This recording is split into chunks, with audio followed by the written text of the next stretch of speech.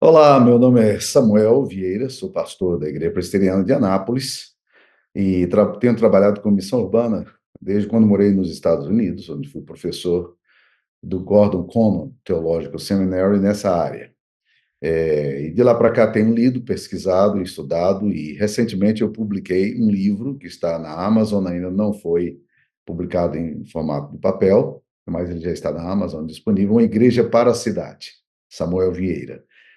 E eu estou trabalhando essa temática há bastante tempo com alguns alunos do seminário, dou aula no Seminário Presbiteriano da Igreja Presbiteriana do Brasil, e eu tenho trabalhado essa temática já trabalhei também em alguns cursos de pós-graduação, esse mesmo conteúdo. E a minha tese central é a seguinte: é que nós temos hoje, na questão da missão urbana, um grande desafio, porque nós temos um histórico de silêncio sobre a teologia urbana. E o tema que me foi dado é uma visão missional do ministério pastoral. E eu quero trabalhar exatamente esses aspectos práticos, juntando esse aspecto acadêmico com o aspecto pastoral, no qual eu tenho vivido bastante. E eu queria dizer para vocês que tem um silêncio, e o José Comblan, um teólogo católico, faz uma pergunta intrigante. Ele diz: o que é que está por detrás do silêncio do ministério urbano? Se você for considerar, por exemplo, a questão da missão urbana, ela é muito recente. Pouco tempo atrás começou a se falar sobre esse assunto. Começou lá com Harvey Cox, na Secular City, onde ele trabalhou essa questão da cidade, os desafios da cidade, e aí depois nós começamos a ter muita publicação, e recentemente, felizmente, a questão da missão urbana tem sido uma questão mais debatida. E isso é fundamental na questão missional. Por que é que houve tanto silêncio sobre a missão urbana?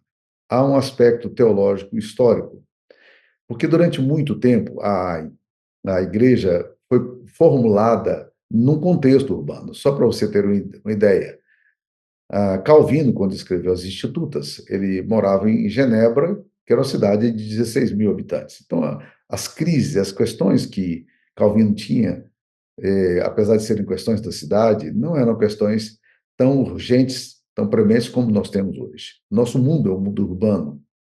Mas quando você vai estudar as Escrituras Sagradas, você percebe que não apenas o nosso mundo é um mundo urbano, mas também a Bíblia é um livro urbano.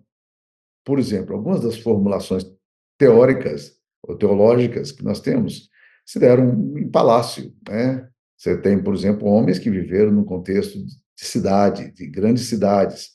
Paulo vivendo em Roma, em Corinto, Éfeso, cidades expoentes.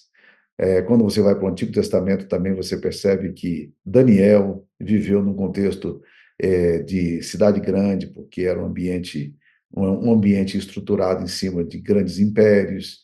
A própria Esther viveu assim, Neemias viveu assim.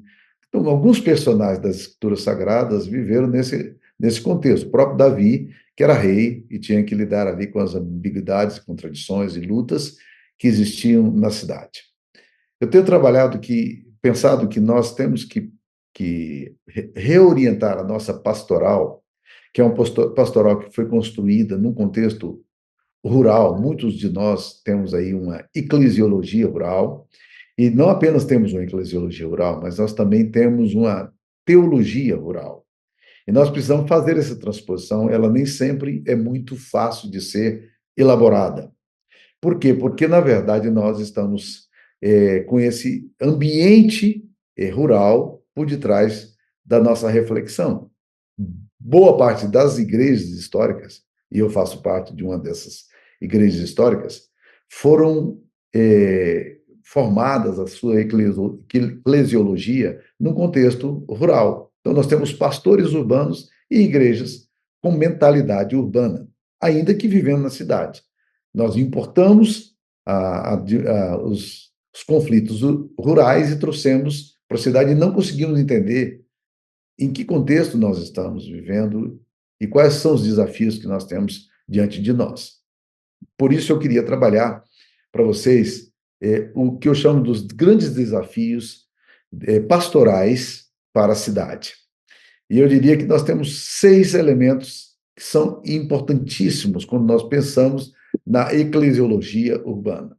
Nós temos o desafio da oração, nós temos o desafio da pregação, Nós temos o desafio da comunhão, o desafio da diaconia, o desafio da polis e o desafio da sustentabilidade ao meio ambiente. Bem, durante muito tempo eu dei essa matéria e eu trabalhava os 4 primeiros aspectos: oração, querigma, koinonia e diaconia. Oração eu chamo de leiturgos. Eu optei por essa palavra e eu vou explicar para vocês por que essa palavra para oração me pareceu uma palavra mais apropriada do que qualquer outra palavra no grego. Eu trabalho sempre com 6 termos em grego: leiturgos, querigma, koinonia, diaconia, polis e oikos. Deixa eu então tentar trabalhar em cada uma delas aqui com vocês, para vocês entenderem o que eu estou querendo falar. A ideia de leiturgos é a ideia de que a igreja faz uma liturgia da cidade. Não é apenas oração. Lembre-se que o chamado sacerdotal da igreja é um chamado para pegar os problemas de um povo e levar a Deus. Enquanto o profeta traz a mensagem de Deus ao povo, o sacerdote leva essa mensagem as aflições do povo a Deus. Então, profeta de cima para baixo, sacerdote de baixo para cima, se nós pudermos comparar aí grotescamente. Então, nós somos um reino de sacerdotes. Deus nos colocou dentro de uma determinada cultura e sociedade, dentro da cidade, para exercermos este papel de sacerdotes. Então, o que nós precisamos fazer é esse papel litúrgico. Esse papel litúrgico, curiosamente, ele é colocado nas Escrituras Sagradas não só para a igreja, mas também ele é colocado para a própria política, para os próprios governantes, que, lamentavelmente, nem sempre conseguem exercer esse papel litúrgico para a sociedade. O apóstolo Paulo, quando fala da autoridade, no capítulo 13, ele fala que todo homem deve estar sujeito à autoridade. Ele vai dizer por quê? Porque não há autoridade que não proceda de Deus.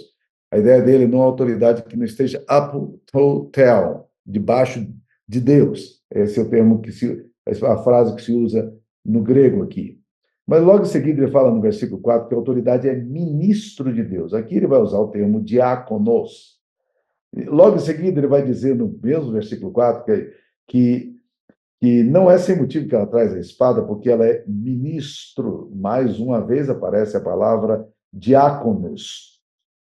Mas quando você vai para o versículo 6, ele fala: por esse motivo também pagais tributo, porque são ministros de Deus.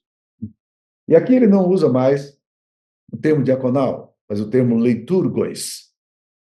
A ideia do apóstolo Paulo é que Deus coloca a autoridade para que essa autoridade possa exercer esse papel litúrgico.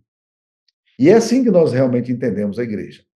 A igreja tem um papel de proteger espiritualmente a cidade.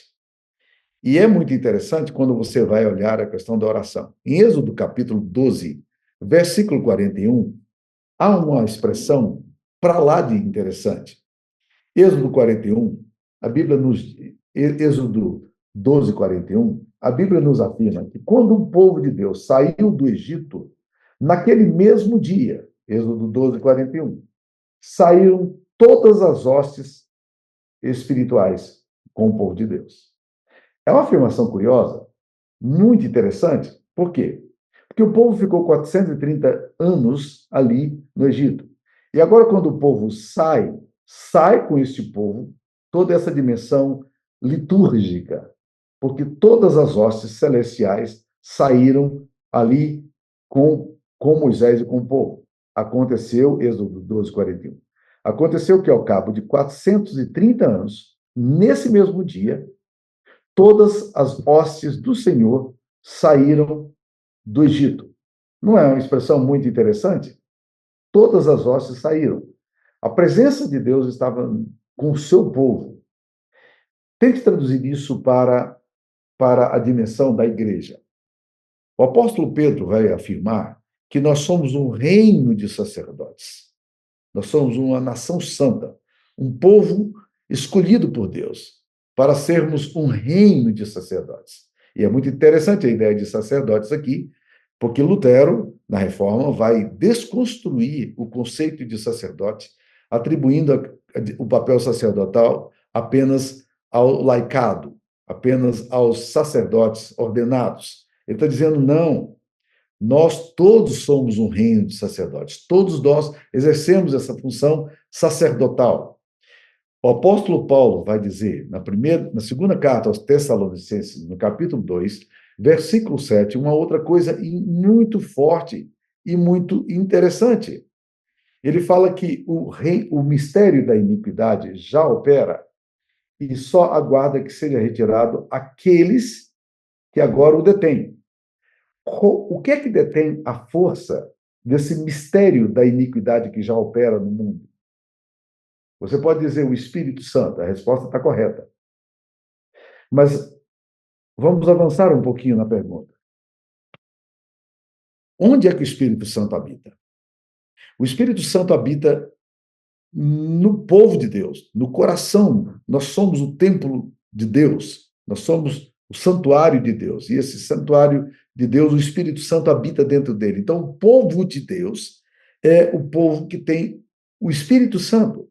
E o apóstolo Paulo fala que o mistério da iniquidade já aguarda e só está esperando que seja removido aquele que agora o detém. Detém essa força da iniquidade. Que é que faz esse papel da força espiritual? É a igreja. Portanto, a igreja tem um papel maravilhoso, o papel leiturgos, esse papel de ser sacerdote para esta nação.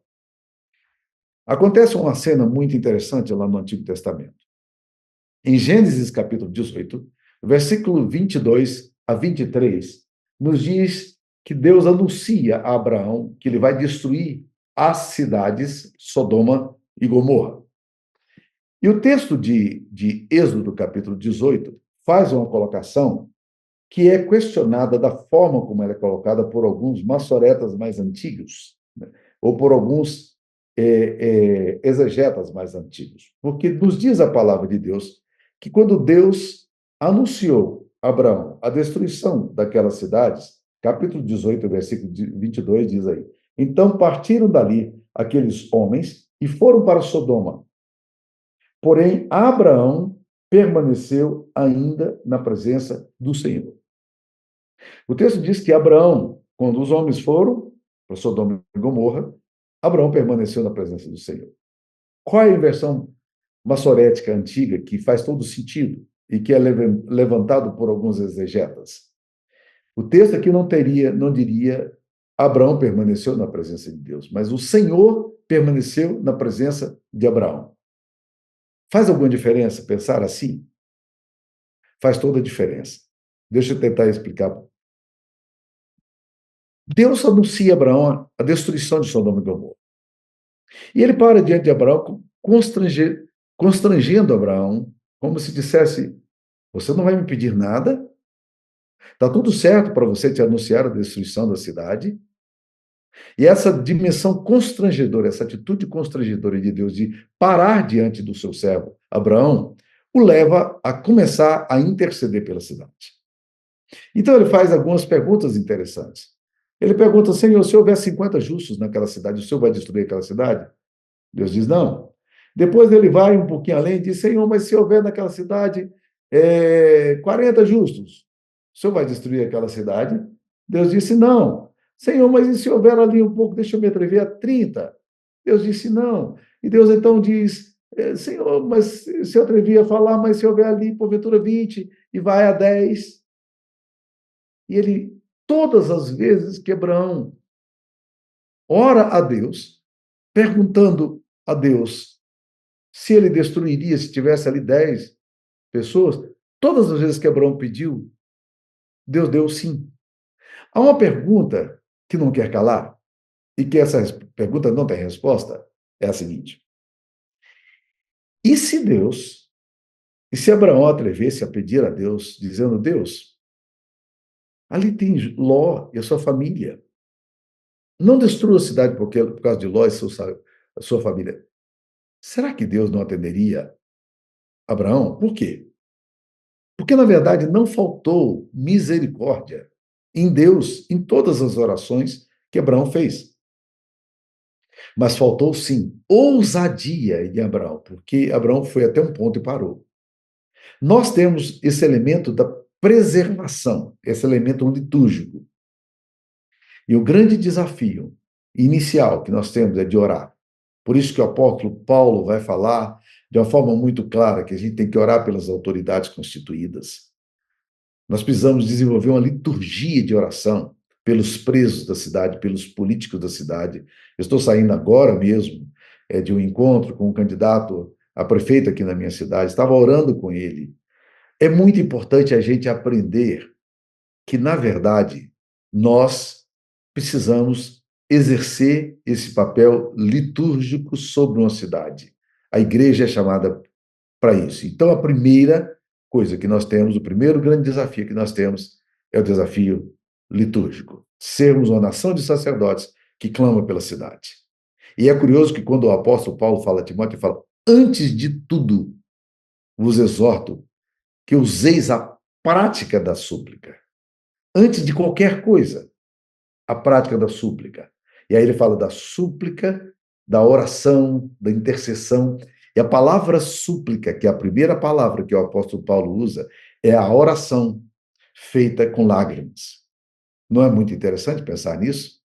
Então, o primeiro desafio que você tem, o desafio missional que nós temos para a cidade, é de sermos uma igreja que cobre espiritualmente, que protege espiritualmente a cidade. Vamos ao segundo ponto que eu queria também trabalhar com vocês. O segundo ponto que eu queria dizer para vocês é que nós precisamos também do elemento que eu chamo de elemento querigmático, que é o segundo desafio que nós temos para a cidade. Nós precisamos de ser uma igreja que proclama a salvação.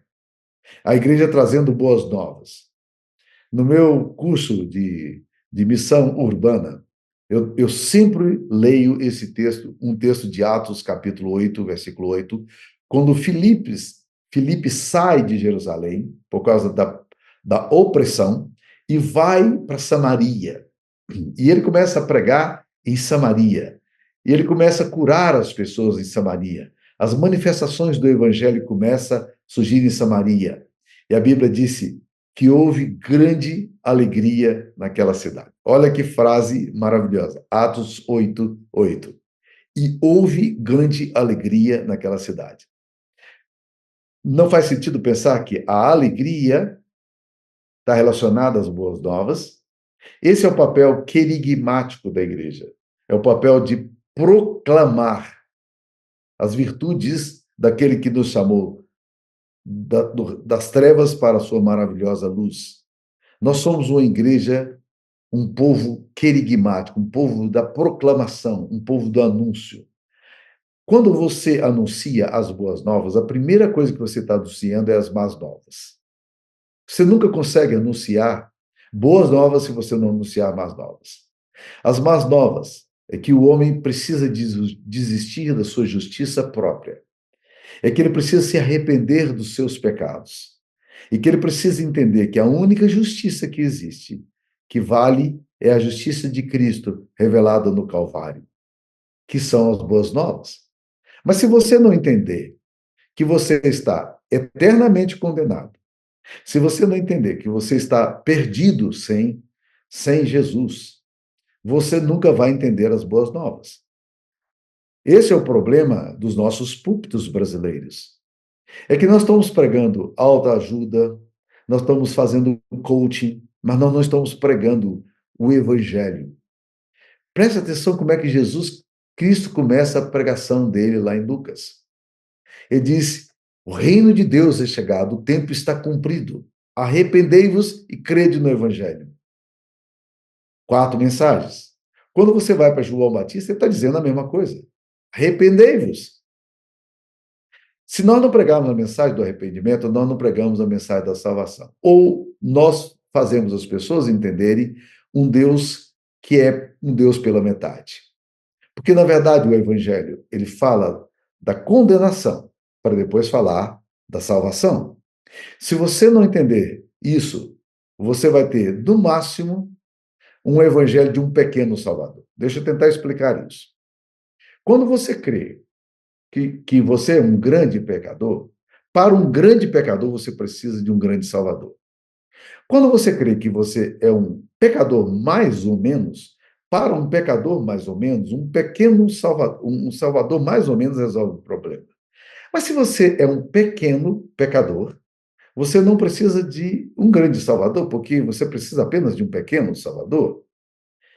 E, meus queridos irmãos, nós precisamos entender que nós somos grandes pecadores. A nossa situação é muito pior do que nós imaginamos que ela é. Você é bem pior do que você imagina que você é. Mas o Evangelho também é surpreendente, porque ele é muito maior do que você imagina que ele seja. Deus pode salvar qualquer pessoa, em qualquer circunstância. E o mais interessante e maravilhoso do Evangelho é que Deus pode salvar até a mim mesmo, que sou o pior dos pecadores.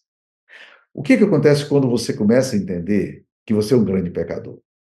Quando você começa a entender que você é grande pecador, você começa a dar louvores a Deus, porque você não tem louvor em você mesmo. O louvor é ao Senhor Jesus. Então nós precisamos anunciar. A igreja, ao anunciar, ela denuncia a falsa religião, as falsas esperanças, ela denuncia a superstição e ela começa a trazer impacto na cultura e impacto também na sua comunidade. O evangelho não é medido em termos de resultado, mas o evangelho ele é proclamado em termos de conteúdo. O evangelho muitas vezes ele é para condenação, como diz o apóstolo Paulo na segunda carta aos Coríntios. Nós somos cheios de morte para morte e cheiro de vida para vida. Para aqueles que se salvam, nós somos cheios de vida para a vida, mas naqueles que perecem, cheiro de morte para morte. Então, quando você proclama o evangelho, nem sempre você traz salvação. Muitas vezes você traz condenação, mas o evangelho consiste na proclamação de que Cristo morreu pelos nossos pecados. Era necessário que esse sacrifício fosse um sacrifício eterno, por causa da dimensão do nosso grande pecado. Então, o segundo aspecto que nós precisamos entender é o aspecto que eu chamo do aspecto querigmático. Eu estou tratando aqui de cada um desses tópicos em apenas 10 segundos, 10 minutos, 7 minutos, por causa do nosso tempo. Mas eu normalmente falo disso em 1 hora e meia. Mas vamos para o terceiro elemento que eu queria colocar aqui para vocês. O terceiro elemento que eu diria é o elemento que eu chamo de elemento diaconal. Então, nós temos o elemento litúrgicos, que é um grande desafio, sermos uma igreja sacerdotal, faz a liturgia de Deus na história e na cultura. Nós somos um povo querigmático, que proclamamos a salvação que Deus providenciou por meio de Cristo, mas nós somos também uma nação, um povo diaconal. E a missão urbana precisa contemplar esse aspecto diaconal. Uma igreja servindo a comunidade. Acho muito bonito aquela afirmação que Paulo faz sobre Febe, em Romanos capítulo 16, versículo 1, dizendo que Febe está diaconizando aquela comunidade. Febe está fazendo a diaconia. Nós somos uma comunidade do serviço e nós precisamos estabelecer a base diaconal da igreja. E isso foi levado tão a sério na igreja primitiva que quando eles tiveram o primeiro conflito dentro da igreja, eles resolveram isso elegendo aqueles homens piedosos para que eles pudessem exercer o diaconato servindo à mesa. E quando a ordem é dada para a missão transcultural, para que eles possam sair para pregar o evangelho, o apóstolo Paulo fala em Gálatas, capítulo 2, versículo 10, que ele saiu cuidando dos pobres, atendendo à advertência, à orientação da igreja mãe de Jerusalém, e porque essa era a orientação da igreja. Precisava se preocupar com a realidade dos pobres. Nós, como igreja de Cristo, somos um povo colocado para minimizar o sofrimento. E você tem pelo menos 4 razões pelas quais você deveria se preocupar com a questão diaconal. Primeiro, porque é a ordem de Cristo. A igreja primitiva não se descuidou disso. Jesus tinha o ministério voltado para a questão do sofrimento humano. Então, nós precisamos fazer isso, porque fazendo isso, nós obedecemos a palavra e glorificamos a Deus. A segunda razão pela qual a igreja precisa ser uma igreja diaconal é porque o sofrimento causa dor. O sofrimento causa angústia. Pessoas pobres sofrem demais. Ficar sem comida é muito pesado. E é assustador imaginar que hoje, segundo a organização da ONU, hoje, no mundo, 713 milhões de pessoas estão passando necessidade. A igreja é colocada por Deus para minimizar o sofrimento. E nós precisamos entender que nós fazemos isso porque nós socorremos as necessidades e a dor daquelas pessoas. Mas nós temos uma terceira razão pela qual nós precisamos fazer isso. Nós precisamos ser uma comunidade diaconal por causa de nós mesmos. Porque nós nunca vamos entender o Evangelho se nós não entendermos as boas novas e o cuidado com os pobres. E é muito interessante que nós gostamos de citar aquele texto de Mateus 5, quando Jesus fala, vós sois a luz do mundo.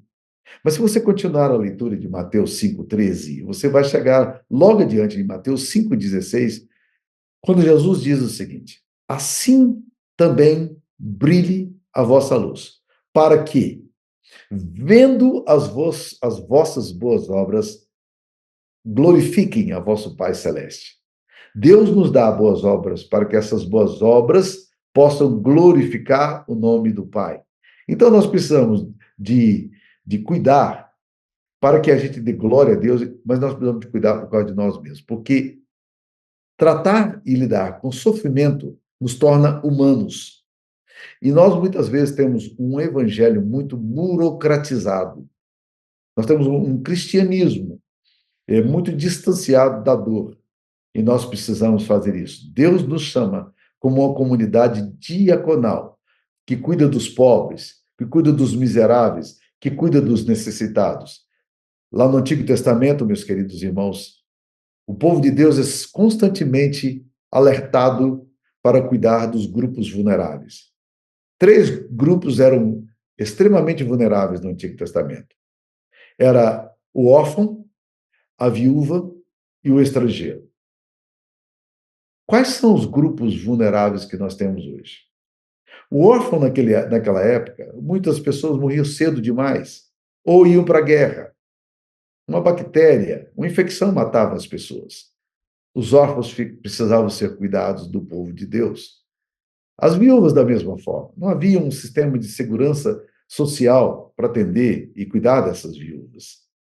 Mas o que acontecia? O povo de Deus era encorajado a cuidar das viúvas. Havia também os estrangeiros que chegavam no povo de Deus porque na terra deles estava passando necessidade e agora eles precisavam ser cuidados. Mas quais são os nossos grupos vulneráveis? Estão aí ao nosso redor. A igreja do Antigo Testamento e do Novo Testamento sempre foi exortada por Deus para cuidar dos pobres.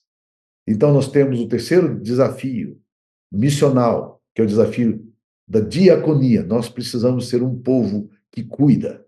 Nós precisamos de ser um povo que protege não apenas as pessoas da comunidade, mas nós precisamos cuidar também das pessoas que não conhecem Jesus, que não participam da nossa comunidade, mas que precisam ser assistidas com os recursos que nós temos. Então, o terceiro elemento que nós trazemos aqui é o elemento diaconal. Então, vamos lá, recordando aí.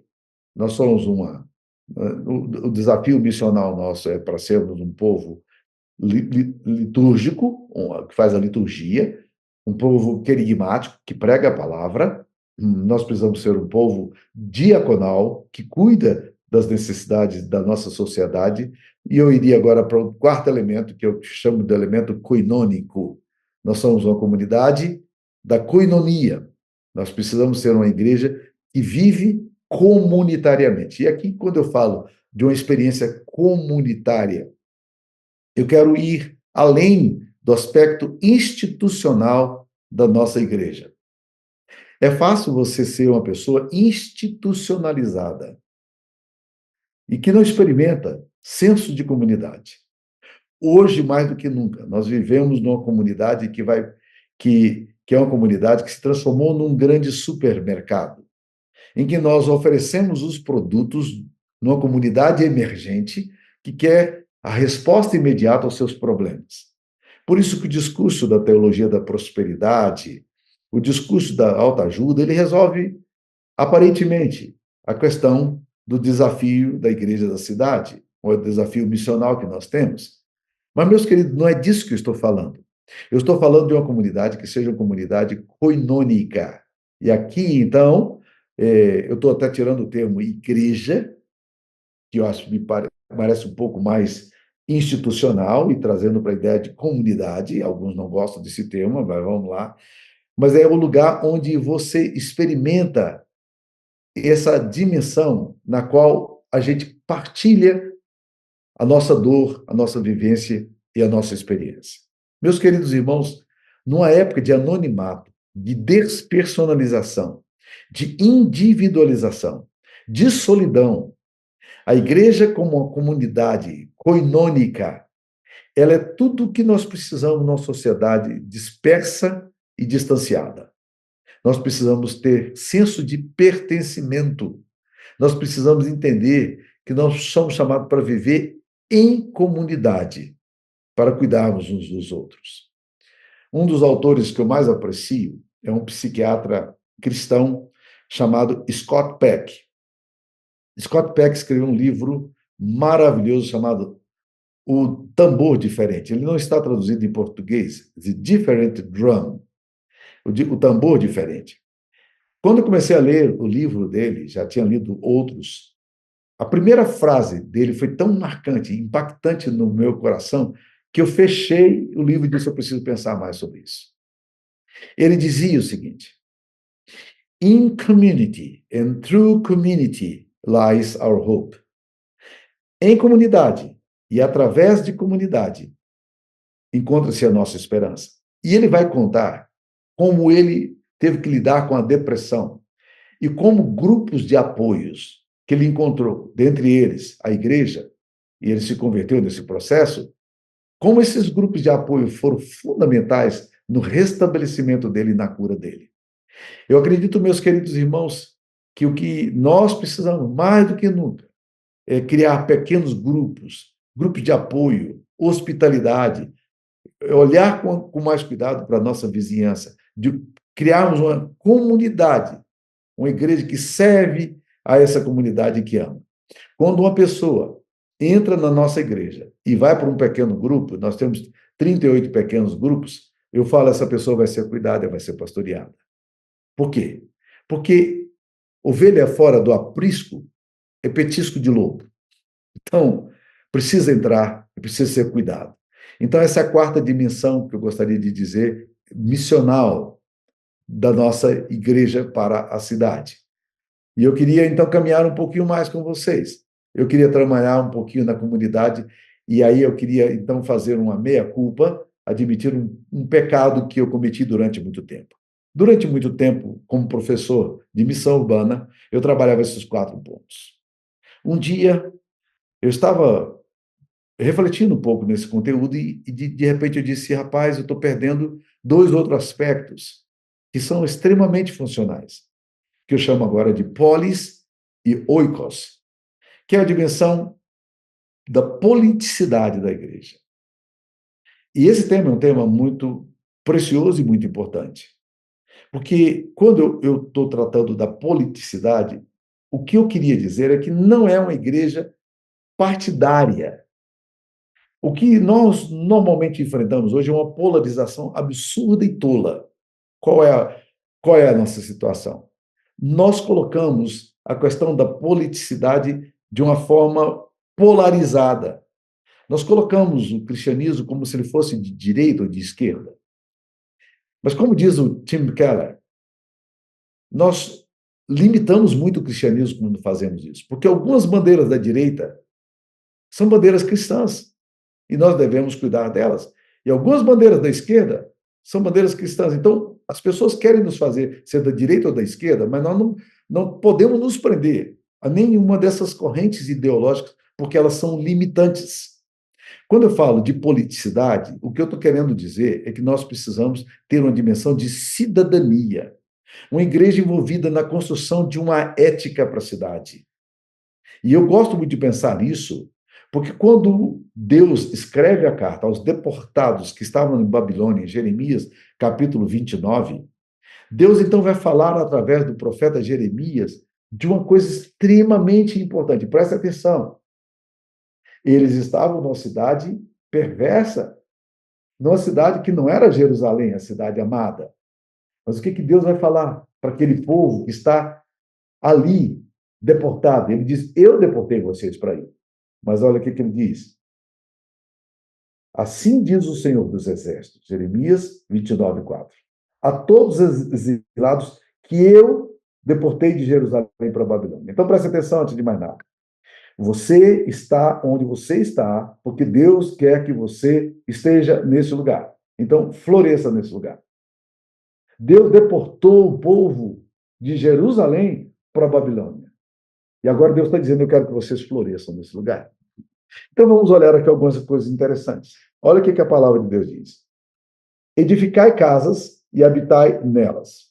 Quando eu vim para pastorear a igreja presbiteriana de Anápolis, estou há 22 anos aqui, e comprei uma casa, as pessoas da igreja disseram: agora que bom, o pastor vai ficar aqui, porque ele comprou uma casa nesse lugar. De certa forma, o raciocínio dele está correto, porque quem compra casa, quem edifica casa, quer realmente estabelecer raízes nesse lugar. Mas eu normalmente não me prendo porque tenho casa, já tive casa em outros lugares. Mas o ponto importante aqui é: eu quero que vocês se solidifiquem nesse lugar. Olha o que mais ele fala. Ele fala aqui: habitai nelas, plantai pomares e comei o seu fruto. Eu gosto muito dessa expressão, plantai pomares, por quê? Porque Deus não está dizendo plantai legumes. E naquela época em que Deus escreve essa palavra, eu fui criado na roça, eu sei um pouquinho de agricultura. Um pé de jabuticaba, não esse jabuticaba aí, Nutella, mas a jabuticaba raiz mesmo, a antiga, ela chegava a demorar 14 anos para frutificar. Um pé de manga, 10 a 12 anos. E que tal as tâmaras? Havia um ditado antigo que dizia que planta tâmaras não colhe tâmaras, porque as tâmaras levavam muito tempo para começarem a produzir. Deus está dizendo: plante pomares. Você não vai colher imediatamente isso aqui, não. Plante árvores, né? Plante pomares e coma o seu fruto. Não vai embora antes de desfrutar desse fruto. Tomar esposas. Olha, a inserção comunitária. Gerai filhos e filhas. Tomar esposas para os vossos filhos. Dai vossas filhas a maridos para que tenham filhos e filhas. Multiplicai aí e não diminuais. Olha, envolva nessa. Olha o versículo 7. Procurai a paz da cidade, para onde vos desterrei. O povo de Deus não queria procurar a paz da Babilônia, a paz de Jerusalém, tudo certo, mas a paz da Babilônia, não. Mas Deus está dizendo: procurai a paz da cidade e orai por ela, porque na sua paz vós tereis paz. Olha esse engajamento político que essa igreja tem. Como é importante quando a igreja se envolve na construção da cidadania de um povo. Por isso é que nós não podemos nos afastar dessa dimensão. Nós precisamos entender que nós somos um povo chamado por Deus para uma politicidade, um envolvimento político-social, assumindo a sociedade, não por fisiologismo, como nós temos visto muitas vezes a bancada evangélica fazendo, ou por políticos evangélicos oportunistas, não por fisiologismo, não por modismo, mas por um chamado, por uma vocação. Deus nos coloca na cidade para cuidar dessa cidade. Deus se preocupa com essa cidade, então nós precisamos cuidar dessa cidade. Essa dimensão que eu chamo dimensão da polis, ou da politicidade, ou da cidadania, como vocês preferirem. Mas vamos ao último ponto, porque o nosso tempo já está acabando. Eu queria falar do último ponto que eu chamo de oikos. Essa é a dimensão missional. Nós somos um povo chamado por Deus para cuidar da ecologia, da sustentabilidade. E aí você pode traduzir a palavra oikos, casa, como sustentabilidade. Nós precisamos cuidar da nossa casa. Por isso que eu falo para a minha igreja, principalmente para os jovens, que quando eu vejo um crente jogando uma latinha pela janela de um carro, eu perco a esperança da humanidade. Nós precisamos cuidar da nossa cidade. Nós precisamos cuidar das árvores. Nós precisamos cuidar dos rios. Nós precisamos estar envolvidos nessas causas sociais que trazem benefício e bem-estar social. A relação nossa com a cidade tem que ser uma relação que nós cuidemos também dos jardins, que nós cuidemos de parques, que nós possamos proteger essa cidade. Lembre que Deus, quando criou o homem, colocou no jardim do Éden, a primeira ordem que Deus deu lá foi para cuidar e guardar. Nós muitas vezes exploramos a natureza, mas nós não guardamos a natureza. Por isso que o apóstolo Paulo, lá em Romanos 8, vai falar da angústia silenciosa da natureza, que geme e suporta angústias até agora, até ver ser gerado os filhos de Deus nesse cuidado. Então, a igreja precisa se preocupar com a questão da poluição. A igreja precisa se preocupar com a questão dos rios. E há um texto, aparentemente fora da curva para mim, mas que me chamou muita atenção.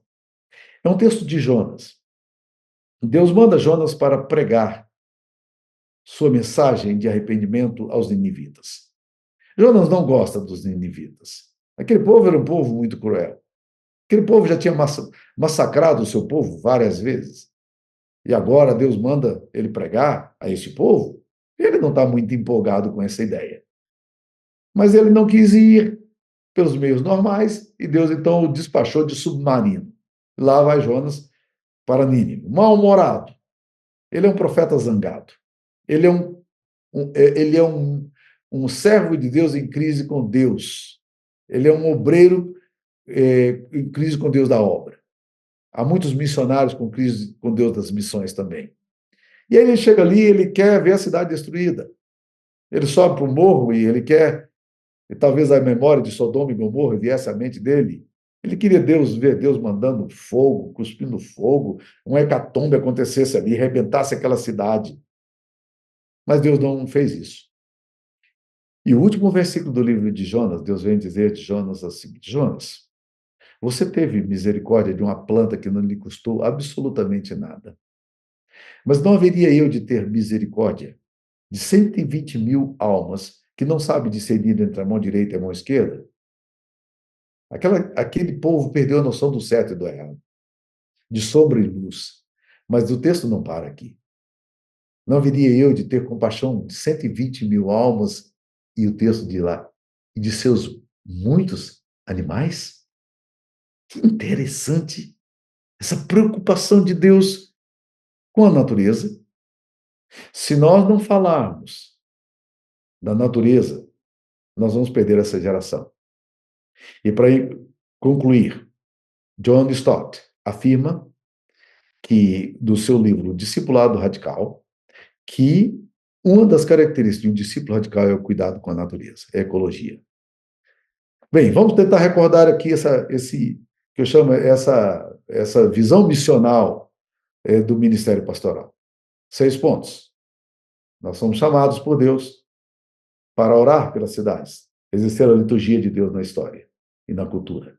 Nós somos chamados para proclamar a salvação, fazer Jesus conhecido entre a nossa cidade, destruindo as superstições e mentiras.